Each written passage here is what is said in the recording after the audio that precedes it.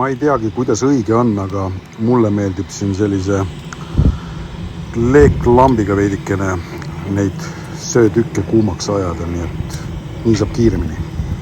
Lõpuks tuli siis päike ka välja. Tuul on iseenesest suht tugev täna, aga grillida saab ikka. Nii, sööd on kuumad, nüüd läheb siis see plaat peale ja liha järele. Avastasin täna mingid uued tööriistad ka, sellised Mustangi omad. Vedelesid garaažis, ju on keegi kinkinud kunagi, aga ei ole varem tähele pannud, jah. Siin on nuga ja kahvel üheskoos ja siis on mingi labidas ja tangid ja lihaks on siis täna siuke asi, Lidli Grill and Fun ja siis kana ka selline.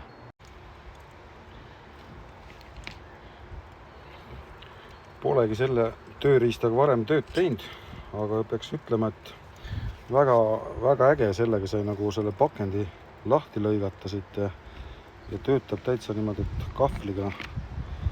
kahvlina ja noana ka siin. Väikene jook ka kõrvale, siis saab hea.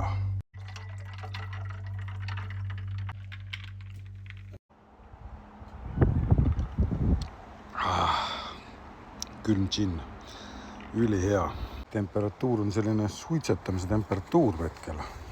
Võtaks veidike lahti poole seda. Vaatame, mis siin toimub üldse vahepeal. Nii. Eespool on kana. Ja taga on siga.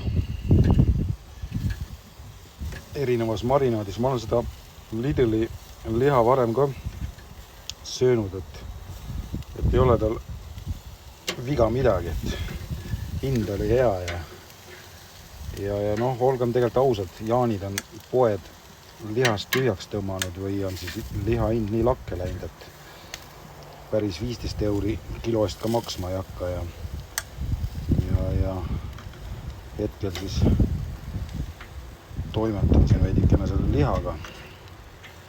Sellise tuulega ei olegi tegelikult grillinud, ega ta hea ei ole. Aga noh, päike on ka ja vahepeal on äike ja kõik asjad korraga. No tundub, et see kana hakkab varsti valmis saama.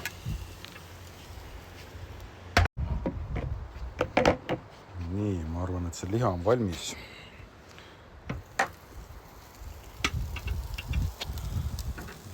Ja ütleks niimoodi, et kana on 100% valmis.